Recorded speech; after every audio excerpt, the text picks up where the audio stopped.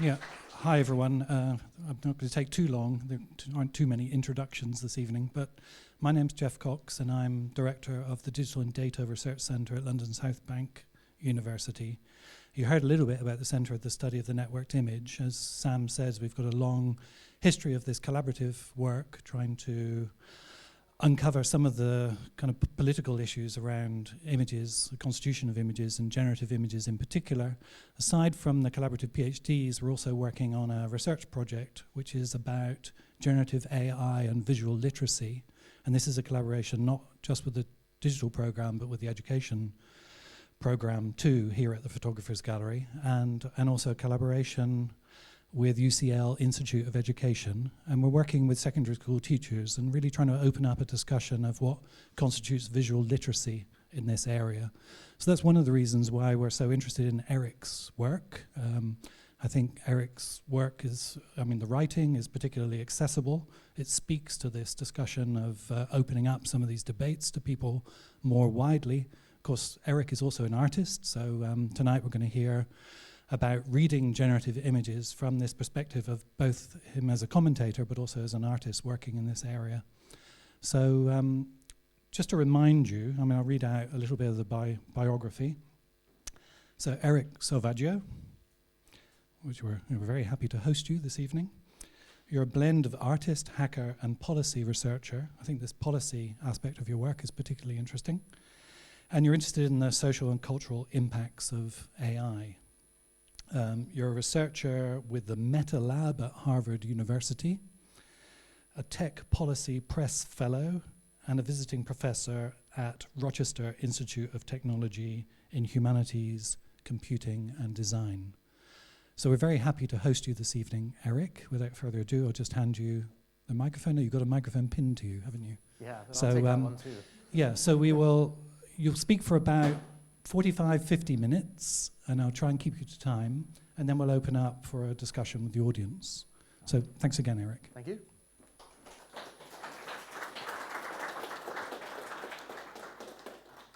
All right. Checking the mic.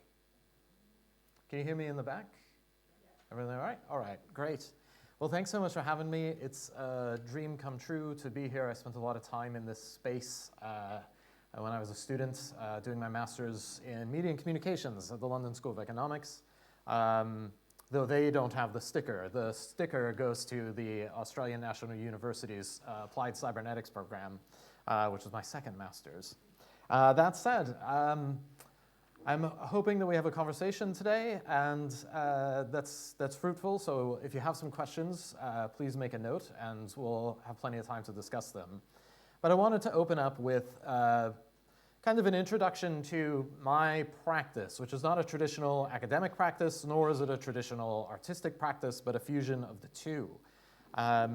Realistically, about 25 years ago, and don't worry that I started the sentence that way, it's not that long of a story, I began working on the internet. I was an internet artist. And so for me, this relationship between art making and technological sort of commentary and understanding the sort of social ramifications of technology have always been hand in hand. And so when it came time to begin working in generative AI, the same impulses began to kick in. And as a result of that, the work that you're going to see here, it's quite difficult for me to separate those two things. It's difficult for me to say, here's a technical discussion, here's a policy discussion, here's a social discussion, here's an artistic conversation. So with that said, that's the lay of the terrain. You're going to get it all kind of mixed up. This is some of the first images that I created with what we call today artificial intelligence. This came about late 2018, and it is a result of training a generative adversarial network. My background for a long time was sort of as a casual creator of digital collage. And when generative adversarial networks became available, I became really interested in what I could do with them, how I could transform images of my own into images sort of filtered through this way of thinking, which more of a type of optimization of the data set based on the images that I have taken. And so the example you see here is an extension of about 500 photographs that I took in Oakland, California, of pussy willow branches up against a white wall. And I had 500 of these images, and I gave them to a generative adversarial network, which then allowed me to create as many hundreds more as I liked. And the thing about that is I didn't need 500 more of them. And so as a result of that, you may understand why generative adversarial networks around 2018, 2019 were a technical marvel, but didn't really take off in quite the same way that diffusion models ended up doing. These are a few of the digital collages that I sort of was doing at around the same time.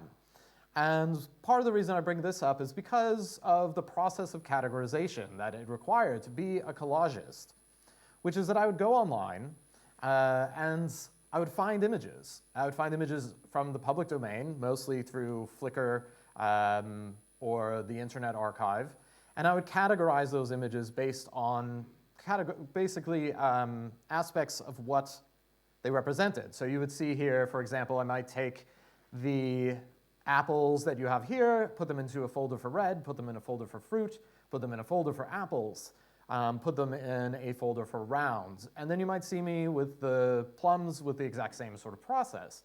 And when it came time to create an image, I would go into these archives and I would look at what I had downloaded based on my interest, and I'd put them in place, and I would create these assemblages, whereas one image sort of influenced the next, but if I needed something, I could go and I could access it. And as time has gone on, I've realized that I was the proverbial artist that is being described when we talk about diffusion models, in the sense that they are doing what artists do, which is that I was literally scouring the internet, taking images, putting them into categories, and then retrieving them when I needed. It's not precisely what diffusion models do, but it's also not precisely what I was doing either.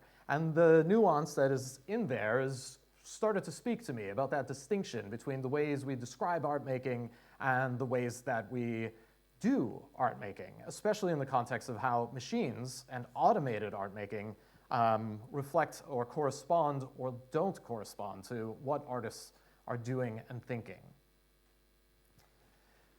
So in a bid to break the tyranny of category that I had imposed upon myself, I started training these GANs on combinations of categories. The results that you see here are a combination of images of dancers and images of flowers being combined into a single data set and asking the generative adversarial network to produce the common patterns found between the two.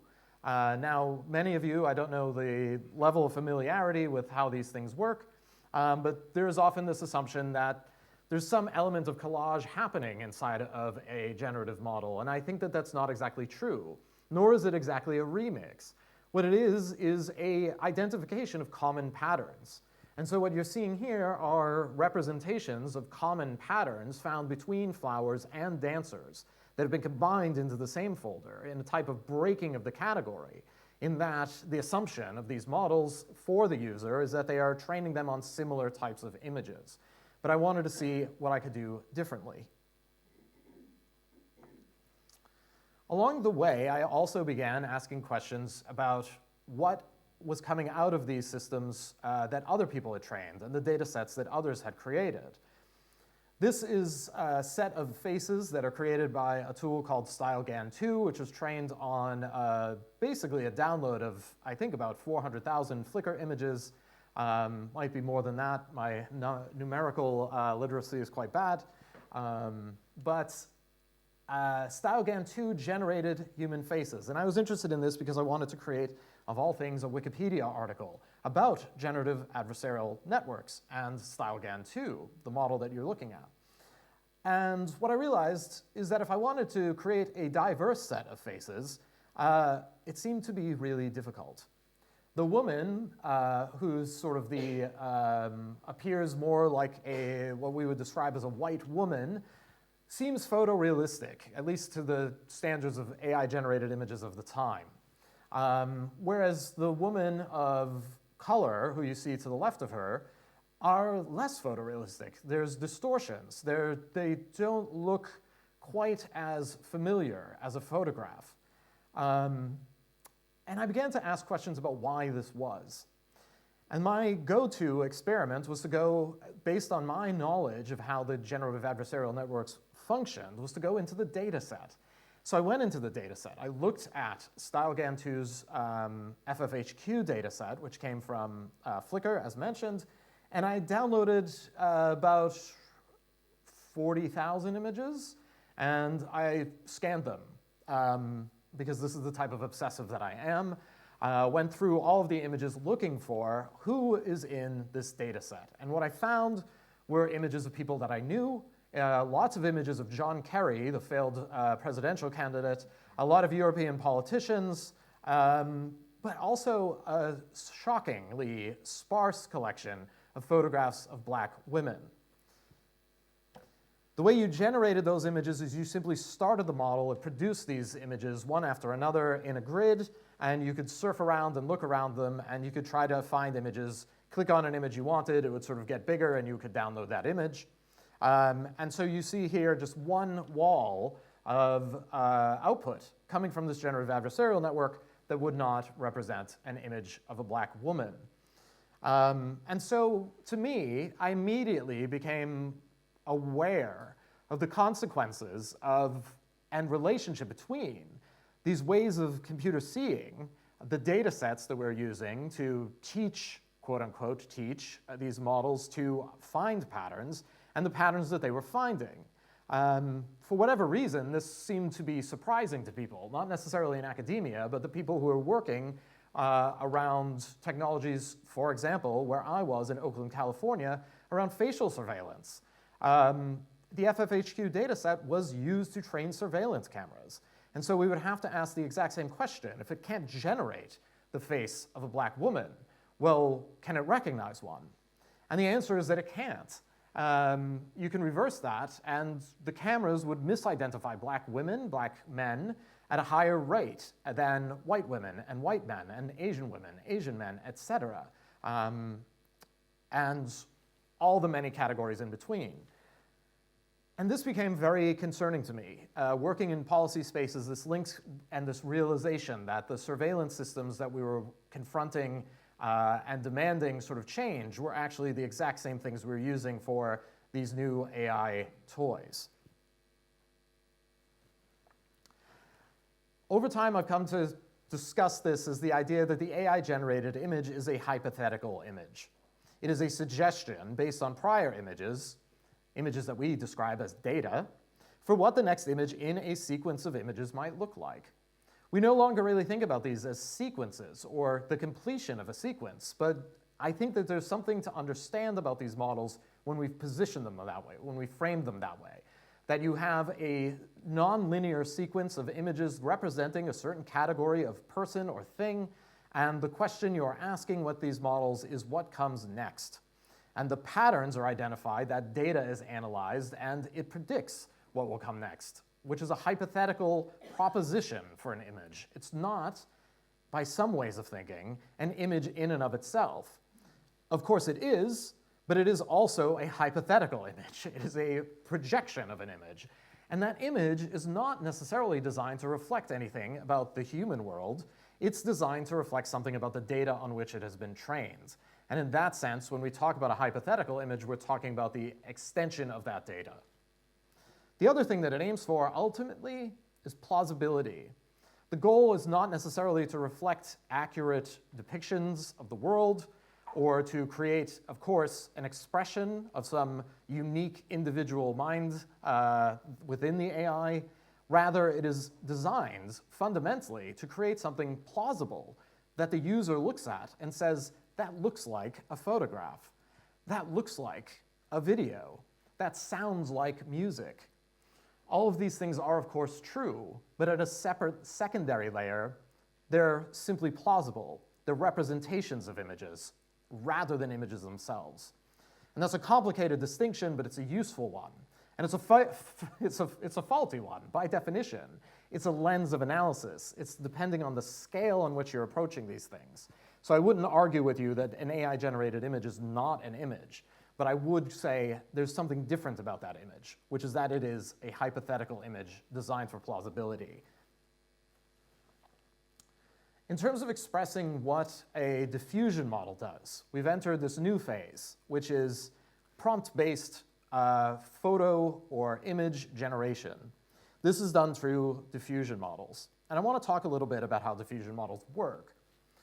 It starts with this, essentially, which is a random constellation of pixels, or as random as a computer gets, if you want to be a stickler. But the idea of it is that it is a series of color values with no correspondence to anything in reality. One way that I like to talk about this is to suggest that we all go outside. We won't do that. But to imagine that we went outside and it was the nighttime, and I looked and pointed you towards the stars, and I said, look, the Big Dipper. And you looked up at the Big Dipper, you looked up at the nighttime sky, you looked up at all these tiny flashes of light, which we might think of as stars and as a kind of pixel. You might look at these pixels, and you might say, I know what the Big Dipper looks like. I have a vision in my head, I have a frame in my mind of how that pattern gets resolved. And if I look up at this nighttime sky and I scan these pixels of stars, I might be able to connect some of them in a way that corresponds to that pattern. And then you might find the Big Dipper by doing so. The thing about it is that this is not the Big Dipper. Those stars have no correspondence to the Big Dipper at all. It is a random patch of nighttime sky, but the pattern is something that you could apply to these random stars. And that's basically how I would describe what is happening within a diffusion model. These are the stars, and the patterns are the thing that you describe in your prompt. The way that it starts with noise, and the reason that it starts with noise, has much to do with the way that we train these models, which is that we take images and we turn them into noise. So we can start with a picture of this man jumping with muddy pants in the water, into the water, and we can realize this is an archival image, comes from archive.org. It's a still from a home film. And let's say that this is becoming inscribed into a data set. What exactly does that mean to train a model? What happens to this image? Well, basically what happens is information is pulled away. When we talk about information being stripped out of an image, the other thing that we can say, which is equally true, is that noise is added to the image. And I find that to be a slightly better position, to say we're adding noise to this image. But really what we're doing is removing information. And the reason we're removing information is because we want to get it to a point of absolute obliteration. We want it to be random pixels. We want it to be noise. And we want it to be noise so we can follow that path back to the original image. So if this is where we start, and this is what happens after we remove information, then it learns how to get back to this. Because the information being stripped away is following a pattern, a Gaussian distribution pattern. You don't have to take notes, there is not a quiz. But this Gaussian distribution pattern is predictable in some ways. And so you go from here, back to there, back to there. And you remember how this noise spread. And you can trace that back to that, back to that, back to that. And you do this over a sequence of steps until eventually all of this information becomes noise. Along the way, if we go backward a little bit, another thing that happens, which is that we begin to see what lingers the longest in the frame. And so you can see the outline of the body sort of hangs out there, but the details of the waves start to go away. And in some sense, it's almost a coincidence that when we frame the subject of an image, we frame it in this way, that the subject of this image that remains and lingers the longest is going to be the thing that becomes most strongly correlated to the word that we describe this image with online. So if I describe this image when I share it online as man jumping into water with muddy pants, well, that's what's going to be corresponded to the rough outline that we see here. It's stripping out the background information, which is ultimately irrelevant, but it's sticking to that high contrast area. The pixels that disperse at the latest points are those which are most tightly clustered together by similar colors and patterns, which is why when we get here, it's essentially a rough outline of a man flailing his arms and legs and very little other detail. And then you get to noise. When you generate an image, you do the exact same thing, but you do it backward. You tell the machine that you want a picture of a man with muddy pants diving into the water.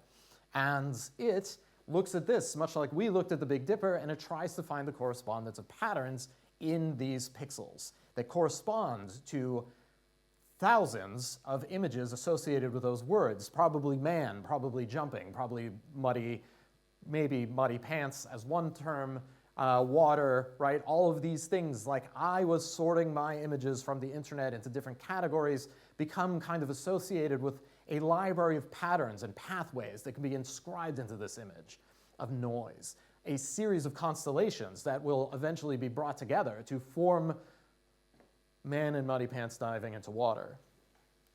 And so it generates this patterns. It inscribes these patterns by clustering certain pixels together, reassessing the position, coloring certain things, and finding where they correspond to those patterns in the memory.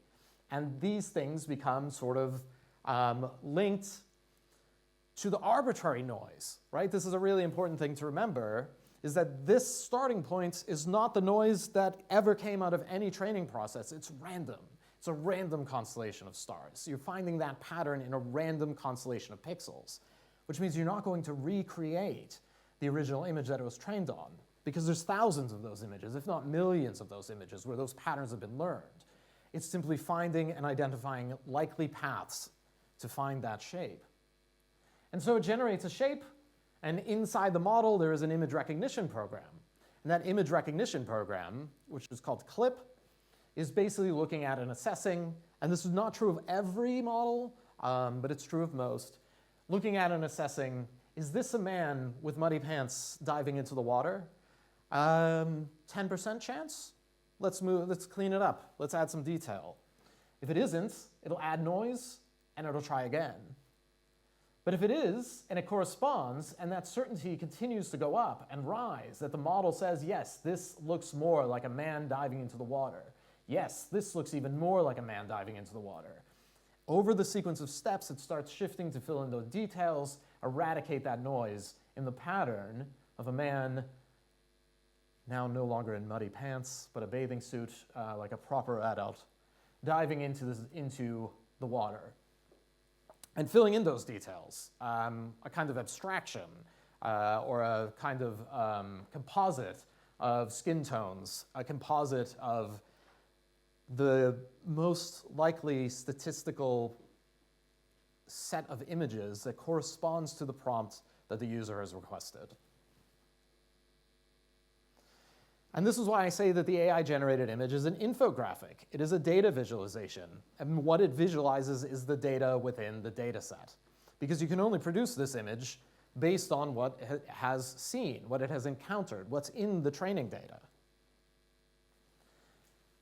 And this is where I start talking about cholera for some reason. Basically, the way I'm thinking about these images is highly inspired by this original infographic, which is probably some of you are familiar with it, the cholera epidemic here in London. To the left, you have spreadsheets, the equivalent of spreadsheets at the time, lists of names, places, people who have been sick, people who have died. And it made very little sense because the assumptions that people had about the world were completely wrong about how that disease spread. And I think about this, Jon Snow had to basically create a black dot that corresponded with every sort of address where someone had gotten sick in order to see where it clustered and what the patterns were. And so you can see these black dots on this map tell you what is the central tendency of the data set to the left. And if you zoom in at the center of that central tendency, you see the Broad Street pump, and famously Jon Snow, anecdotally anyway, went, smashed the pump, and slowly we realized people were getting sick from the water. By thinking about this, and by thinking about the images that we get out of these things as trying to cluster to a central tendency, we can think about them, each of these images that we kind of slice off as a representation of an ideal center. Maybe not ideal, but sort of platonic ideal, a sort of composite center. It's a variation of that center, but it tries to cling closely to that center. And the periphery tends to become more and more distorted or harder to access or harder to produce.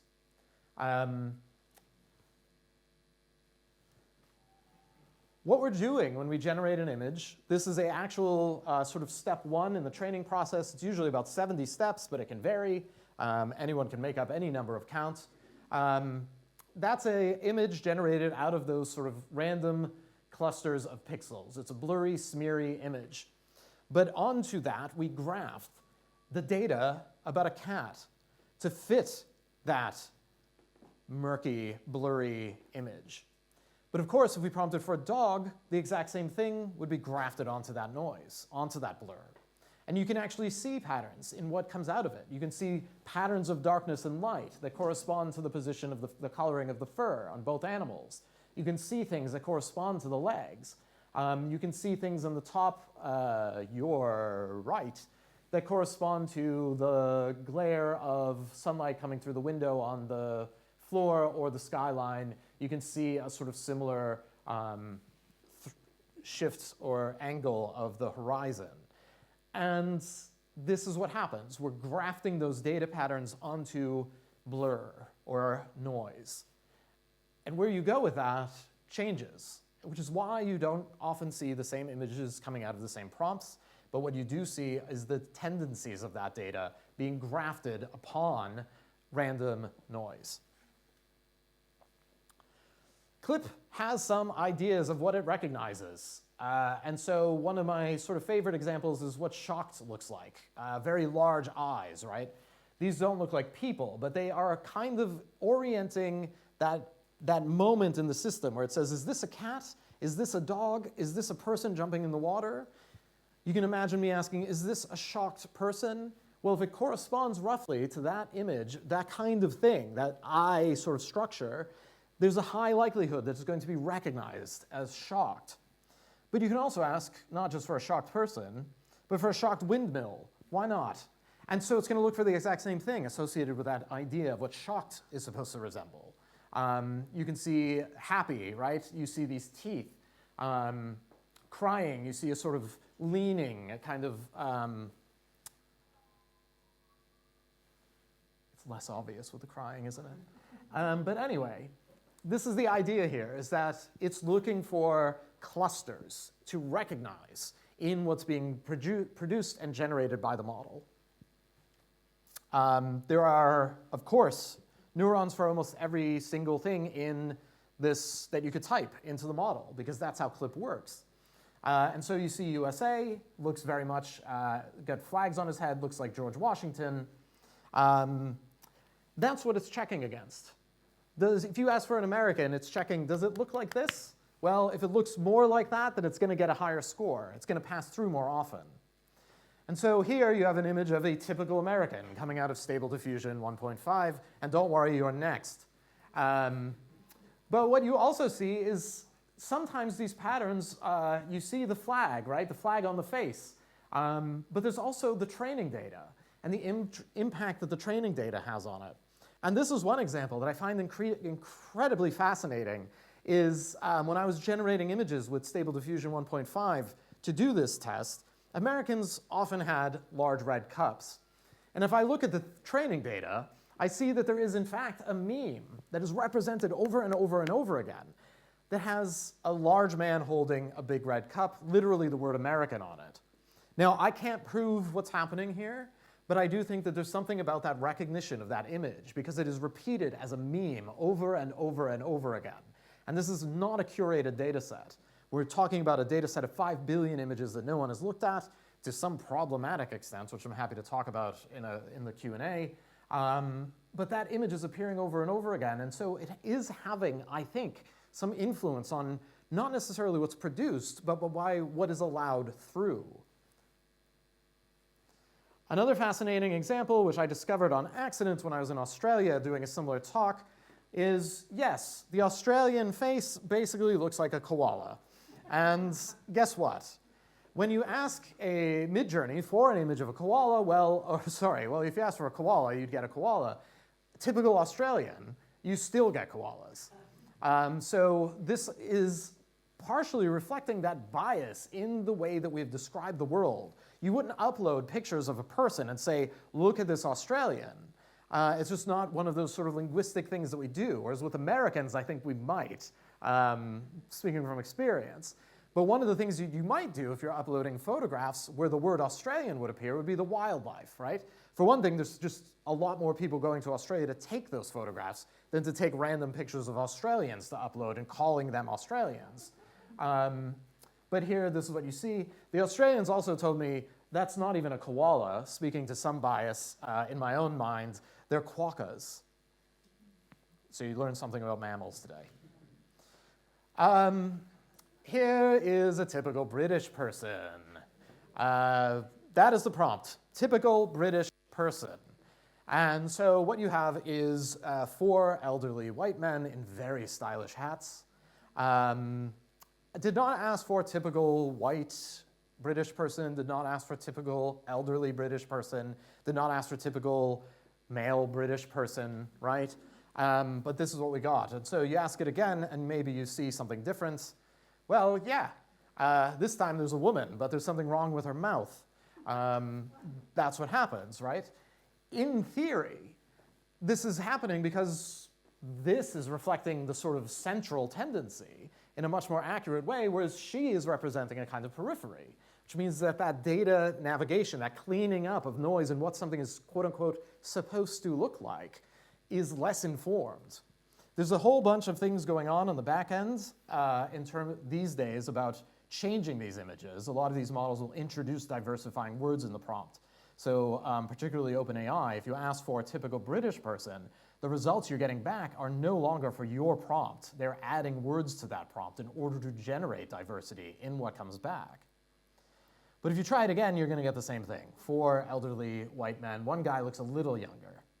And yes, we did it one more time just to make this boring and make the point very clear. That's what happens again. And this is all with the same prompt. So what we're looking at is essentially the central tendencies of what is associated with that prompt. This becomes really problematic when you think about training data and when you think about all of the contours of what becomes training data, what's available as images to inform a model's idea of what an image, quote unquote, should look like. To the left, you have images for the term girls in the Leon 5B dataset. If you search for girls in the training data, you get images your left. These sort of portraits, right? A lot of them are not elderly, a lot of them are older, right? Early days of photography. Think about who can afford photography. Think about whose photographs were preserved from that time. Think about who's online, who museums have scanned and preserved. That's what enters the data set for girl. What you have here on the right is the result for black girl. If you look for black girl, you get not young black children, you get basically sexualized adult women. And the squares that are there in black are quite literally hardcore pornography, which of course I'm not going to show here, but it does reflect and point to something that was identified almost a decade ago, 8 years ago now, by Dr. Sophia Noble about Google search results, which they had to go in and hard code, which is that if you ask for black girl on Google, you were linked to pornography websites. You were not linked to health information about black children. You were linked to pornography. And this bias continues to exist in online spaces. And it continues to exist and change the ways that these models make sense of the images that we request of them.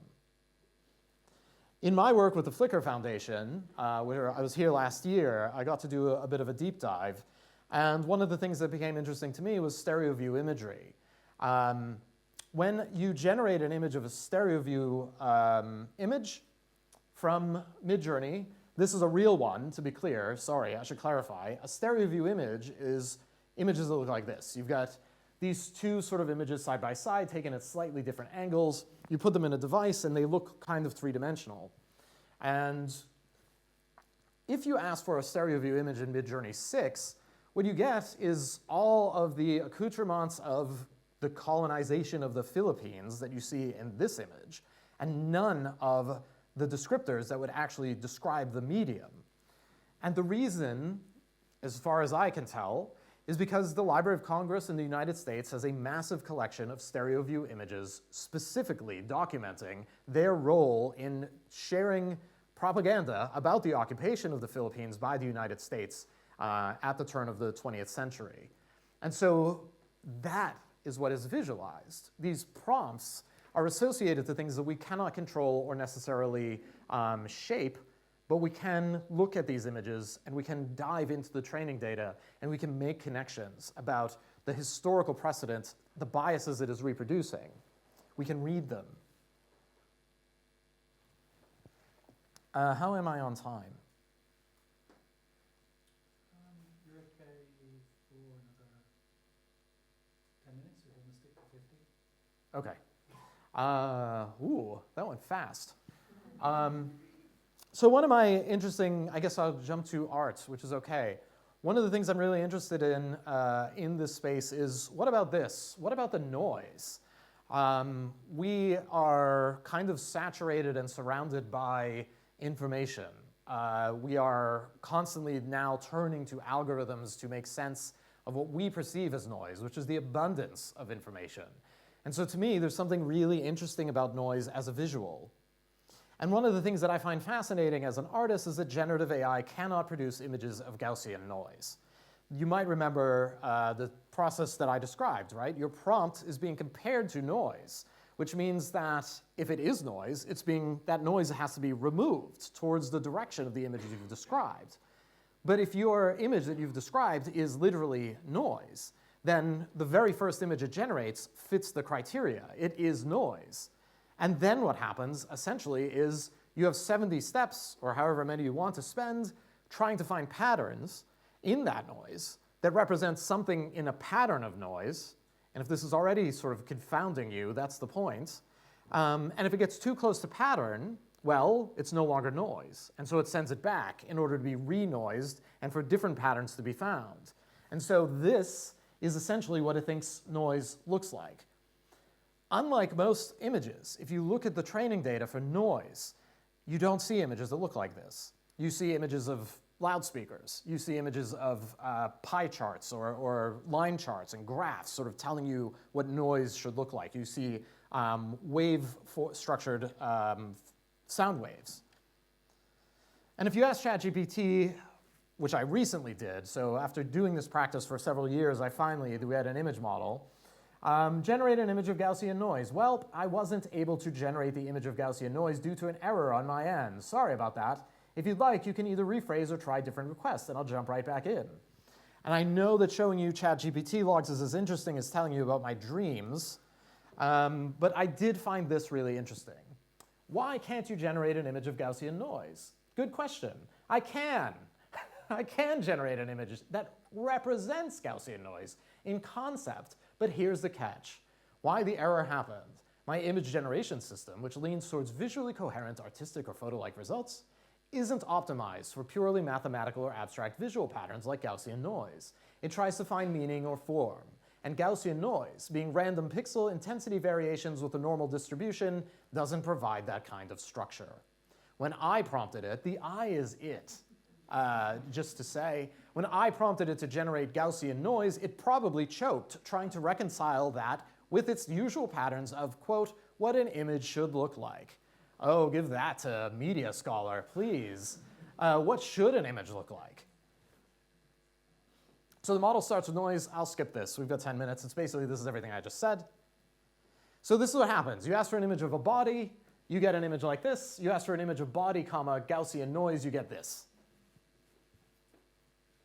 And this, to me, here's some others.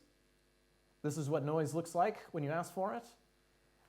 Comes to mind, this is an actual image. This is Fordite. Does anyone know what Fordite is? Fordite is the accumulation of paint coming off the assembly line of Ford manufacturing cars. So all of this paint dripped into the bottom of the sort of paint well where the cars were being sprayed, and it accumulated in layers, and it became its own mineral. And it looks like this. And it's an artifact of an industrial process. And to me, the way I am conceptualizing this relationship to the AI-generated noise is that it's essentially a digital artifact, much like Fordite is an industrial artifact. And it brings us to this question of what should an image look like? And I think that if the search for information has become so successful that we, in 2025, are constantly figuring out ways to get away from information, constantly trying to struggle to get off our phones, to get away from news about Elon Musk and Donald Trump, rather than seek it out, then maybe information age, we can say, has been successful.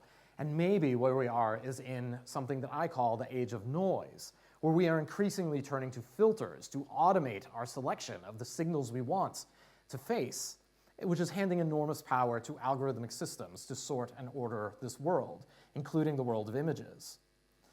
And we should remember that noise is what categories and structures are tested against. And in our lives, noise may refer to the overwhelming freedom of choice that we must confront in our lives. That's a quote from Cecile Malaspina and Epistemologies of Noise. Noise images represent glimpses of unmodeled possibility, a reminder, even an artifact, of a computational confrontation with what remains uncomputable, what lays beyond the AI's capability. And so I've been working with these.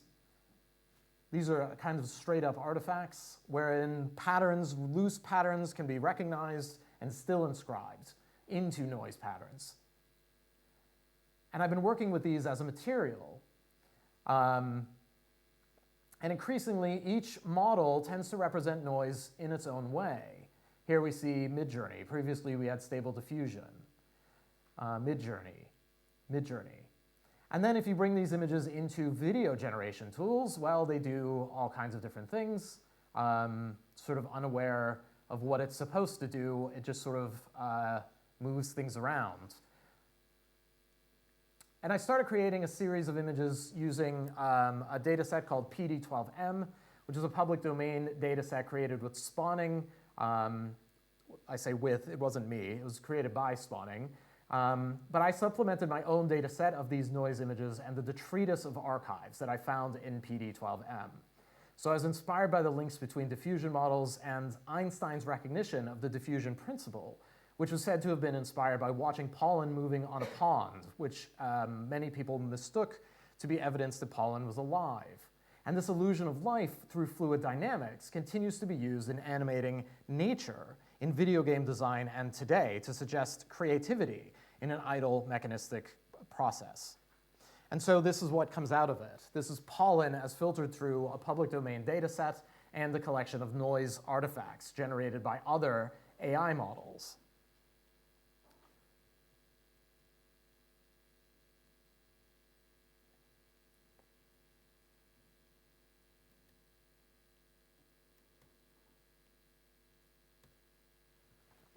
I've also increasingly been interested in noise's relationship to the body.